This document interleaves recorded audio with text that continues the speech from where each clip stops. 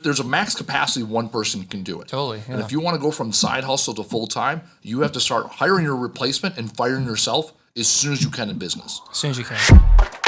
Welcome to Jobber's Masters of Home Service podcast, where successful business owners share their secrets for making your business more profitable and efficient. I'm your host, Adam Sylvester, owner of Charlottesville Lawn Care and Charlottesville Gutter Pros for the last 15 years. I truly believe that service entrepreneurs need to come together from different service industries and swap stories, share tips, and learn from each other. By getting together and sharing each other's successes and failures, we can help each other level up. And that's the mission of Masters of Home Service.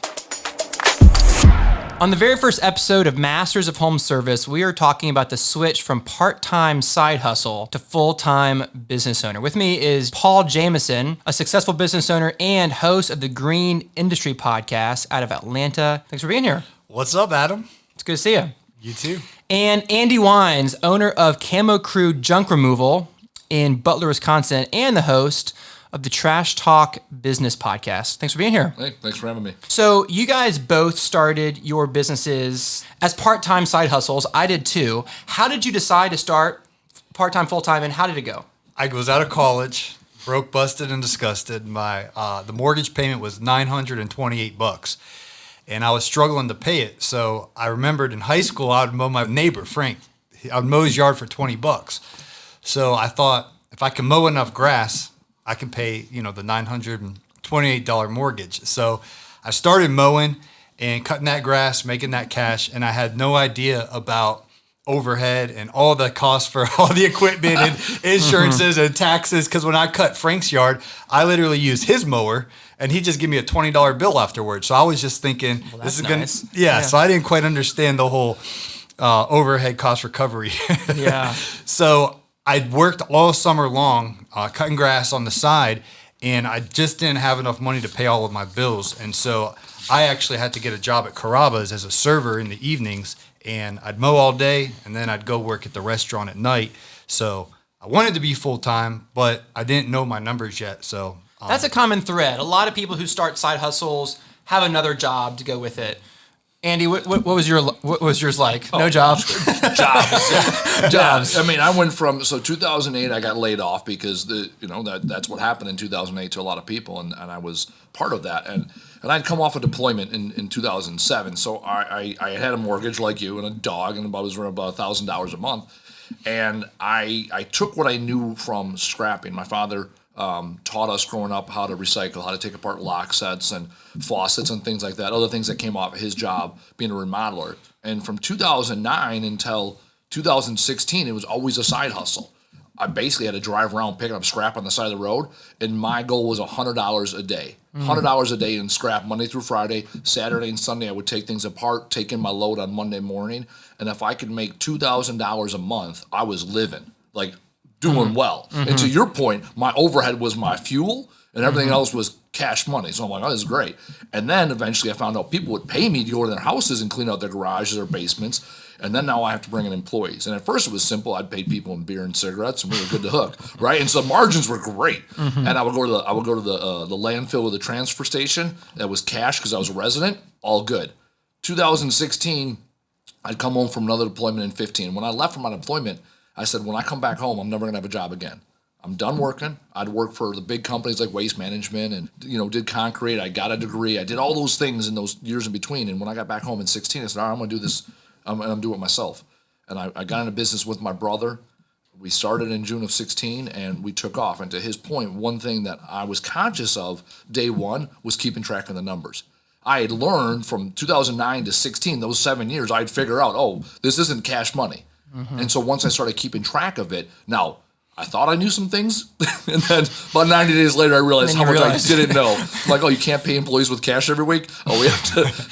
So when people see me now, they're like, you got it all figured out. I'm like, this is 14 years in the making, and we're still figuring it out. Yeah. A metaphor I like to use is when you're trying to go from side hustle to full-time, you have to get the boat close enough to the dock so when you jump, you don't fall in the water, right? You got to fall on the boat at least, or at least be able to hang on and pull yourself up. Paul, how did you do that early on? How did you make sure the boat was close enough?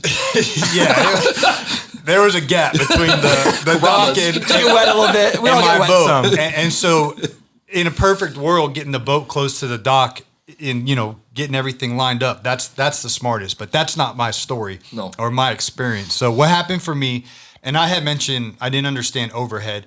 And because of all of that, my prices were just way too low. I was not charging enough for mowing. I was not charging enough for installs.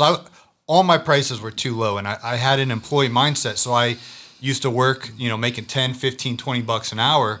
And I had no idea that, $45 a man hour, that was the rate in 2011 when I started. And I couldn't comprehend charging that much. I was thinking like an employee. Now it's like $65, $70 a man hour beyond in our market. So because I wasn't charging enough, my business wasn't making money. So I was a rat in a wheel. The more I worked, the deeper the hole got. There's no way I was going to make money without raising my prices and getting more efficient. So what happened was I was working at Carrabba's in 2011, 2012, and I go in one day, and I'd work lawn care all day till about 3 or 4. I go to the restaurant at night, and they were starting to get mad at me because my fingernails would be all dirty. And, someone would order a $100 bottle of wine. We had our presentation. We're sitting there pouring the wine. No white gloves on this guy. Yeah, I got black Knuckles. fingernails. And so I could tell, my bosses were getting frustrated that I was, my heart was in lawn care. And so I walked in one day, and I wasn't on the schedule. And Dumbbell Jr. over here, I didn't realize they fired me. So I just thought whatever. So then one of my friends that worked there had called me in to fill in for me. Like, hey, can you cover for me tonight? I'm like, sure. So I show up. I'm like, what are you doing here? I'm like, hey, I'm filling in for Sean. And everyone's like, it was this awkward silence. Everyone's looking at me, but they needed me. So they let me work. And at the Classic. We've all done that too. Oh, yeah. So at the end of the shift, the manager pulled me aside. He's like, Paul, we don't need you anymore. It's not you, it's me or whatever, gave me the whole line. So that was I didn't have the boat close to the dock. I agree with you 100%. I got kicked in. So basically when I woke up the next day, I'm like, okay, I got to figure this out. And thankfully my mentor, Kenny, basically was showing me you have to raise your prices if you want to do this full time. So I was fortunate. I worked at a pizza place and I worked at a gas station. I used to skip school to go to work because there was instant satisfaction. And I grew up with a father and a mother who had owned a business now 30, 35 years they've been in business. And so that's one thing I understood. I remember working at the restaurant. He said, whatever your rate is for your labor, you got to multiply it by 3. He said, start with multiply by 3, but it's 30%. So it's 30% goes towards your labor, 30% is food cost, 30% is overhead, 10% is profit you reinvest in the business. And so I had that mindset for the longest time. The challenge with that was there's no room for growth, right? Because what ends up happening is you're like, oh, how do I reduce this? Well, I'm going to reduce the labor by doing a lot of the work myself. And so as I transitioned from that side hustle, me and my brother and a couple people doing it, to other people, I had to figure out, okay, how do I become more efficient? Right, because my goal wasn't to buy a job, and that's where I see a lot of people. I was talking to someone last night who owns a Junk World franchise. He's like, "Hey, this is what we did," and basically, I bought myself a job. And I'm like, "Well, you're not. If you do $200,000 a year with a one truck operation, it's about what it is. There's a max capacity one person can do it. Totally, yeah. And if you want to go from side hustle to full time, you have to start hiring your replacement and firing yourself as soon as you can in business. As soon as you can. And people are like, oh, I want to get the cheapest guy day one and hire. No. Hire the best guy available or girl that's going to replace you as the operator on the truck.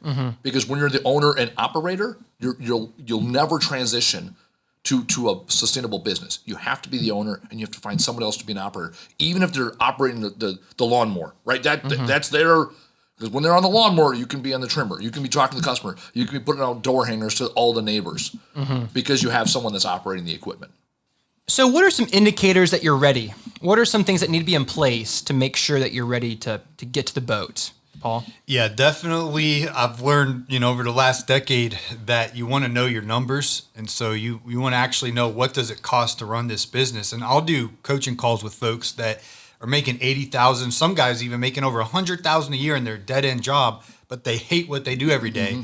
And they're just like, hey, I want to be an entrepreneur. I want to be a small business owner. I want to get this business. And so in those cases, it's great because they can tuck some money aside from their good paying job and have a nice, few months of expenses set up there, because realistically, the first year you have the most expenses. You have to get your equipment. You have to get all your insurances set up, your storage. You'll have more irregular expenses that first year that are necessary to get up in business. So I would say if you're wanting to go from side hustle to full time, get the mathematics out, get the numbers, know how much it's going to cost, and figure out to pay yourself as the owner. If you're making $5,000 a month, $60,000 a year job, and you want to pay yourself $5,000 a month, you also need all the other overhead, setting money aside for taxes. So it's like, what's your break even? Oh, I got to make $10,500 a month. No, okay, I got to make $15K a month in revenue to make this jump before I quit the job. And the other thing is, do you have a wife? Do you have children? Like for me, I was single when I got kicked out from Carrabba's, so I didn't have really any risk. It was like worst case scenario, I go stay, my friend's couch. But like if you have a family, you need to really count the cost before you go all in on it, because that first year is the toughest. I would advise our listeners, I don't know if you guys agree with this, that if they can have 3 months of savings, hopefully 6, gosh, you've heard the phrase, broke salespeople smell bad. Yep. Well, broke business owners smell bad too. And if you can go sell your services with money in the bank, gosh, it's so much better. It's so much easier, lighter on yourself. Yeah, and I want to piggyback on that cash flow. Like when I was starting out, I literally would mow all month, then give Sweet Sue the invoice, and this is pre-jobber, and then I'd have to wait a couple more weeks for the old checks in the mail, which is a bunch of crock. so get cash flow. I'm going to get a card on file. I'm going to charge your card the day we mow, or in some cases, you can even charge them on the first of the month. So figure out your cash flow, because cash is the oxygen of a business. So you want to have your cash flow and billing practices in order. Now, what you're saying is the two things I advise: practical and tactical. So practical, you have to stop looking at your combined money as combined money. You have to say, okay, this is the household money. This is what it takes. So let's use your example. If I'm used to making $60,000 a year, how much of that do I use in the house, right? So if you're like, okay, let's say actually it's $4,000 a month. So it's closer to $48,000 a year. Okay.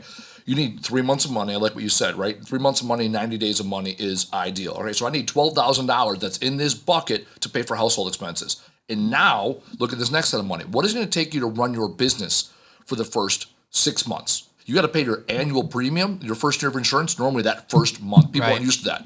They're like, oh, it's going to be like $4,000 for the year. No, it's going to be $4,000 your first month. Right. And then next year they might let you go quarterly. And then by year 3 or 4, they might let you go monthly. So look at that. What is it going to take for you to get your first 6 months off the ground? Okay, let's say that's going to be $25,000. So now I need $12,000 in the household account. I need $25,000. So now I have $37,000 to say I'm ready to start. That's the practical.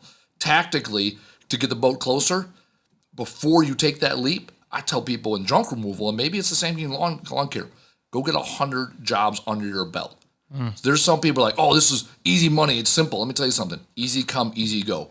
You might do the first 98 jobs like, oh, this is the best thing ever. And the last 2, right, number 99 and 100 are like, dumpster fires. This is terrible. I never want to do this again. And it's like, well, hold on. Because I'll tell you something, 2% of all jobs are not going to go your way. And that's a small number.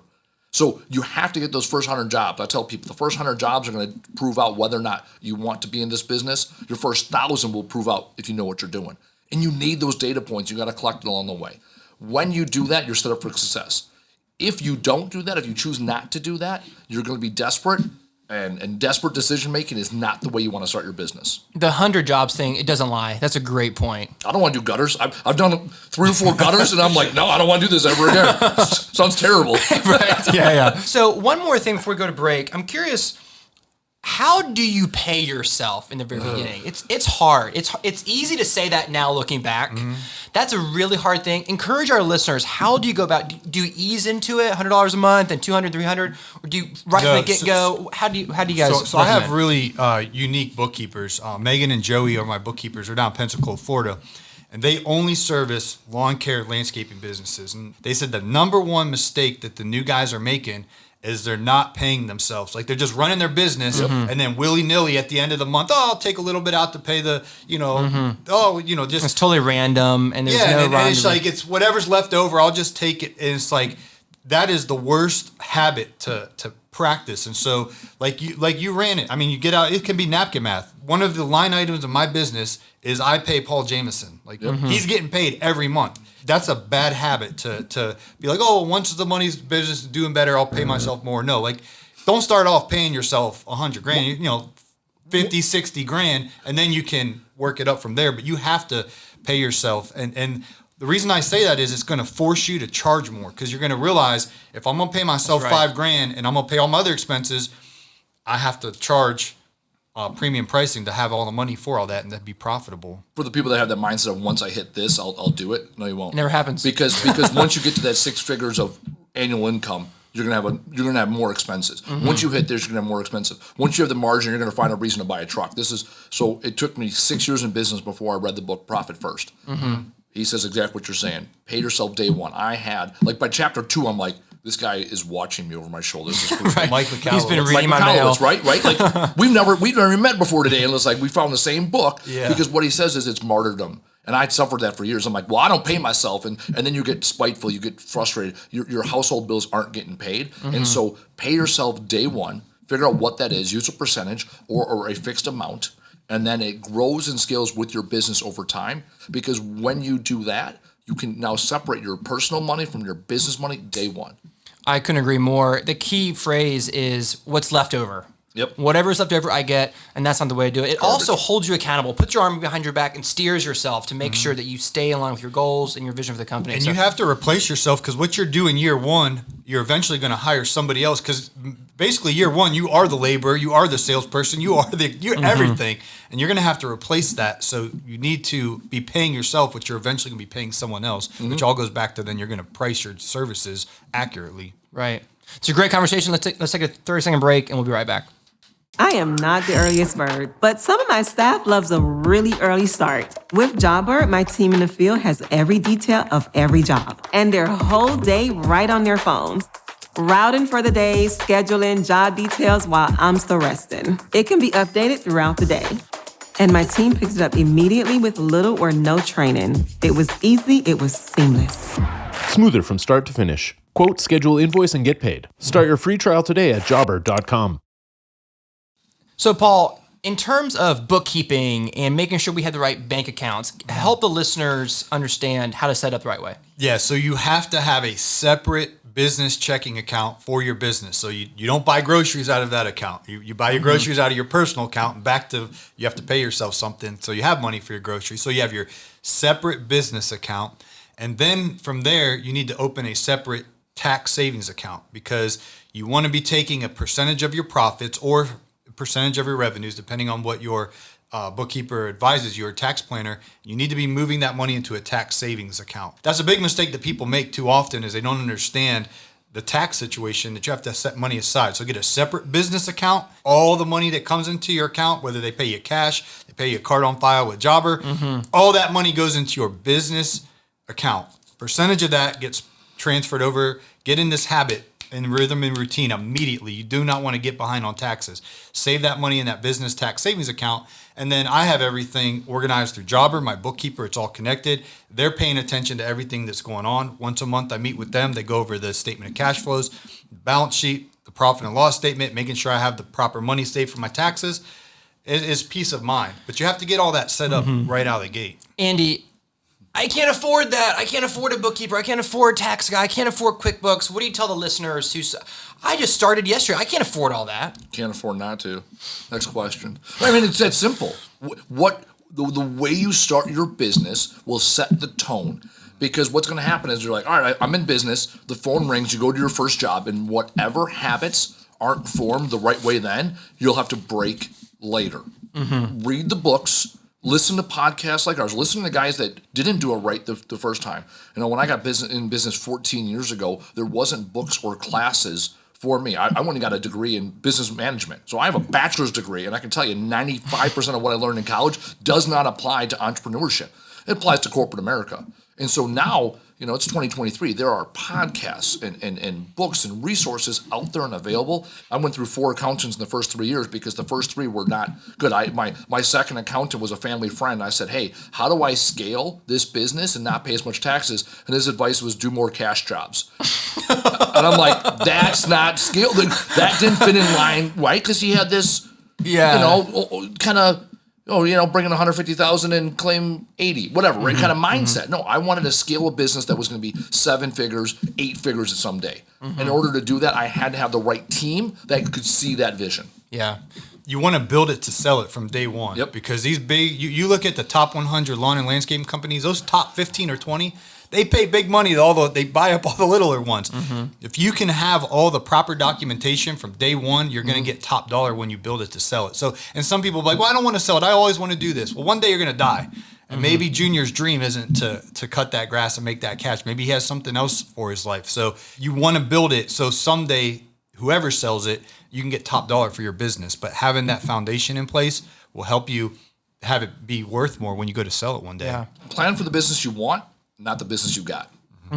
As we wrap up this concept, give our listeners one hack for like, hey, do this today to make sure your business is better when it's bigger. Slow is smooth, smooth is fast, fast is good.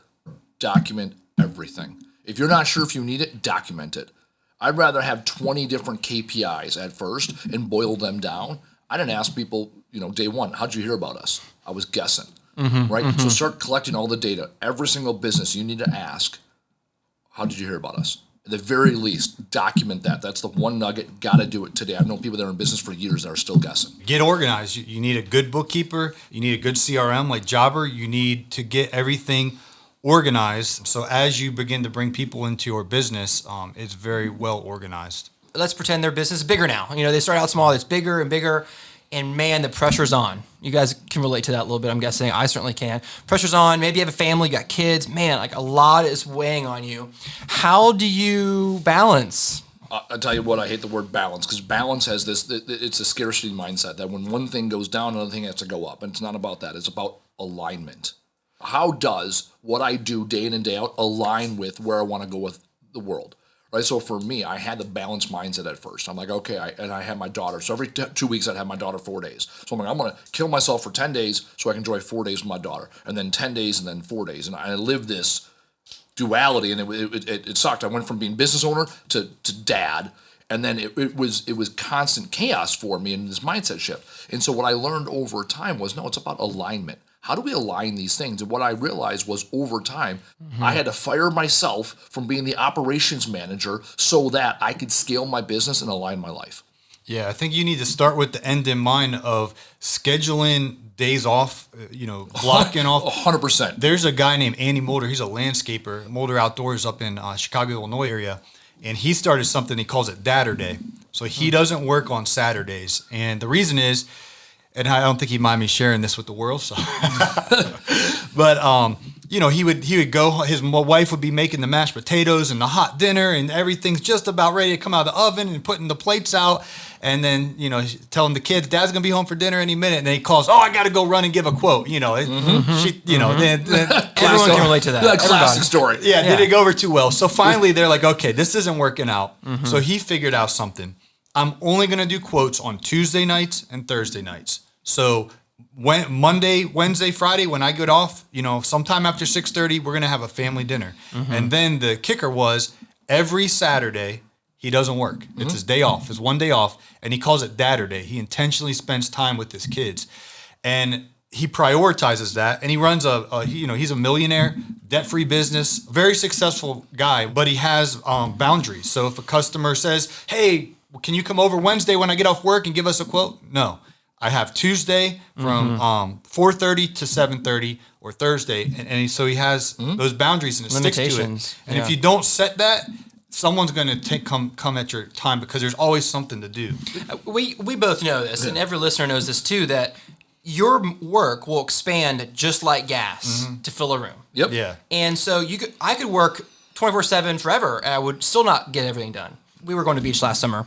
And my daughter, a few days before we left, she said, Daddy, you're going to leave the phone at home, right? Yeah, they pick up on it. I was like, man, I thought it was pretty good, too. And I was like, yes. And so there's some listeners out there that just need to turn their phone off at night. There's some listeners who need to block off Saturday and Sunday for time off. They need to make sure that they go home at 5 and not at 8.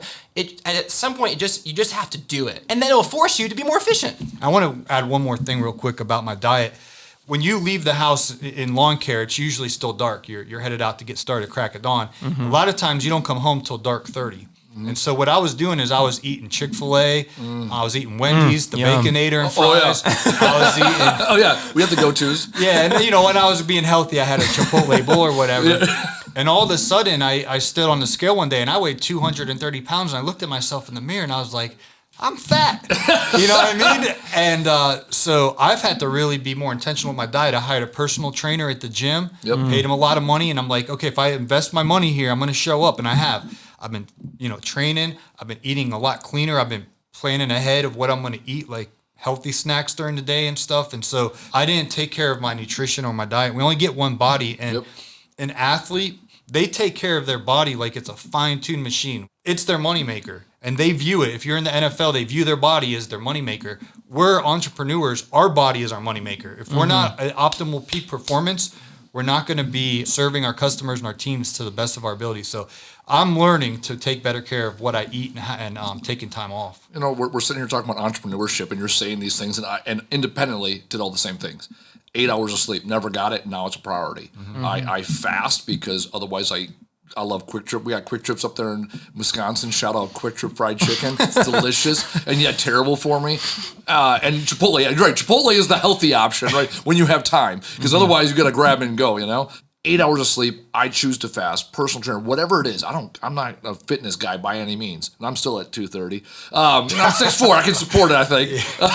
But the goal is that you take care of the vessel. I know when I eat and I sleep, I am more efficient with my time at work. And the next thing I do is I block off time. It's all I got to be about that, blocking off time, being intentional with your calendar, prioritizing things. And I look at my calendar every week and say, okay, am I the best person to do this? My goal is to continually fire myself from the projects because this martyrdom, I'm the business owner, I know best. When you do that, you never grow and expand.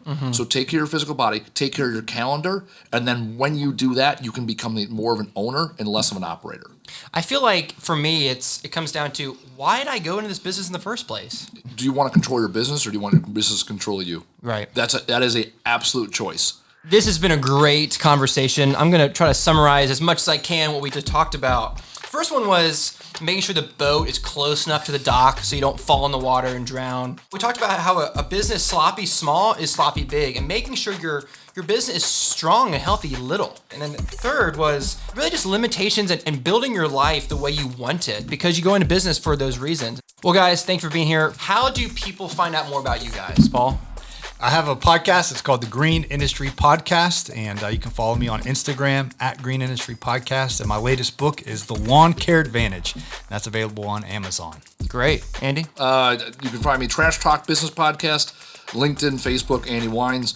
And I got a book coming out later this year. You can find out about it through all those channels. If you enjoyed this episode, make sure you subscribe, watch on YouTube, wherever you listen to podcasts, and we'll see you next time.